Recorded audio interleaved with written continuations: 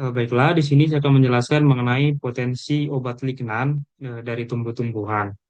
Yang dimana sebelumnya itu kelompok kami sudah menyepakati sebuah jurnal dari jurnal Metabolit dengan judul The Power of Lignans Plant Compounds with Multiphase Health Promoting Effects.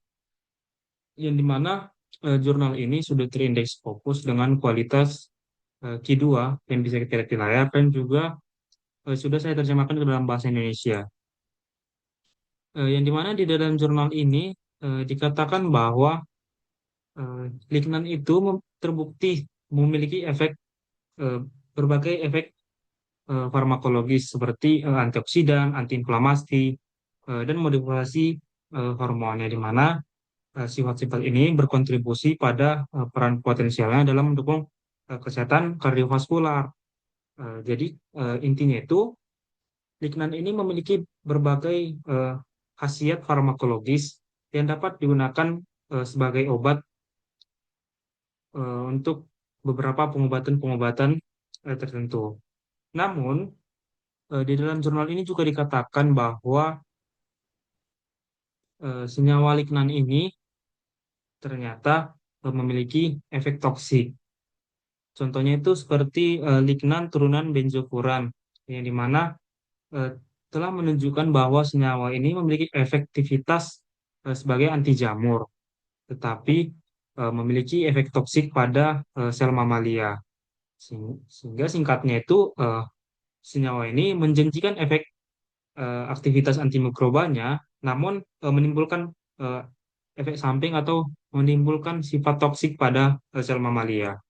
Selain itu juga dikatakan bahwa contoh lain dari lignan itu padofilotoksin atau PPT, yang dimana padofilotoksin ini merupakan suatu lignan yang menunjukkan kardiotoksitas kuat, yang dimana berdasarkan studi in vivo dengan peningkatan penanda cedera jantung dan perubahan histopatologis dapat diketahui bahwa senyawa padofilotoksin ini dapat memperburuk kerusakan jantung. Nah, dari permasalahan tadi, yang dimana lignan itu memiliki berbagai hasil farmakologis, namun memiliki toksisitas, eh, muncul sebuah pertanyaan, yaitu dari banyaknya efek samping atau toksisitas yang telah ditimbulkan oleh lignan ini, apakah lignan ini masih berpotensi sebagai obat? Dan apakah ada pengembangan-pengembangan lebih lanjut yang dapat dilakukan agar senyawa lignan ini dapat digunakan eh, sebagai obat tanpa menimbulkan efek samping yang lain?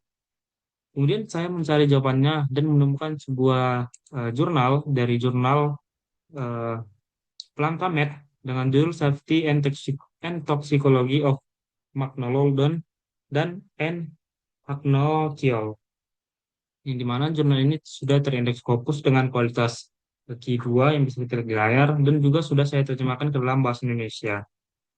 Di dalam jurnal ini dikatakan bahwa senyawa lignan ini memang eh, berpotensi sebagai obat, di mana bisa kita lihat dari khasiat-khasiat farmakologisnya yang tadi, namun memiliki efek toksik, di mana di dalam jurnal ini juga dijelaskan atau disebutkan contoh lain dari senyawa lignan, yaitu magnolol, yang dimana eh, magnolol ini eh, dapat meningkatkan toksisitas obat atau senyawa aktif lain yang terkandung dalam suatu sediaan herbal.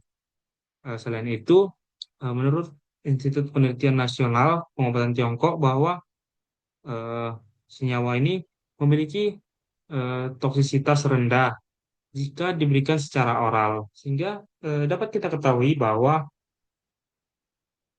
eh, senyawa lekelan ini memang sudah terbukti bahwa memiliki efek toksik dan karena efek toksiknya ini mengakibatkan pemanfaatannya itu menjadi terbatas, sehingga diperlukan pengembangan-pengembangan lebih lanjut agar senyawa ini dapat digunakan sebagai suatu sediaan obat tanpa menimbulkan efek samping atau efek toksik yang dapat berbahaya bagi tubuh. Sehingga saya pun mencari jurnal lain dan menemukan eh, jawaban dari jurnal Biopharmaceutics and Drugs Disposition, di mana jurnal ini juga sudah terindeks Scopus dengan kualitas Q2 yang bisa kita lihat di layar, dan juga sudah saya terjemahkan ke dalam bahasa Indonesia. Nah, inti dari jurnal ini adalah bahwa eh, untuk pengembangan dari lignan tersebut agar benar-benar bisa digunakan sebagai obat yang aman, maka diperlukan studi farmakogenetik lanjutan, yang dimana harus diketahui bagaimana senyawa lignan ini diserap dalam tubuh, bagaimana di metabolisme, dan bagaimana nantinya akan dikeluarkan oleh tubuh. Selain itu, di dalam jurnal ini juga secara keseluruhan membahas bagaimana modifikasi struktur dan formulasi dapat digunakan untuk mempertahankan efektivitas dari lignan ini, tetapi tetapi mengurangi sifat toksiknya. Nah, kesimpulan dari permasalahan dan jawabannya adalah bahwa senyawa lignan ini memang memiliki berbagai khasiat farmakologis seperti anti jamur, antioksidan, dan lain-lain, namun memiliki efek toksik yang dapat berbahaya bagi tubuh seperti eh, memperburuk kerusakan jantung. Kemudian juga tadi dikatakan bahwa senyawa ini juga dapat meningkatkan toksisitas obat atau senyawa aktif lain yang terkandung dalam suatu sediaan herbal, dan juga bahwa obat ini dapat berbahaya atau memiliki efek toksik pada sel mamalia. Nah, dan karena banyaknya efek samping atau efek toksik yang ditimbulkan dari senyawa lignan tersebut, maka hal tersebut membatasi potensi dari lignan tersebut menjadi suatu sediaan obat.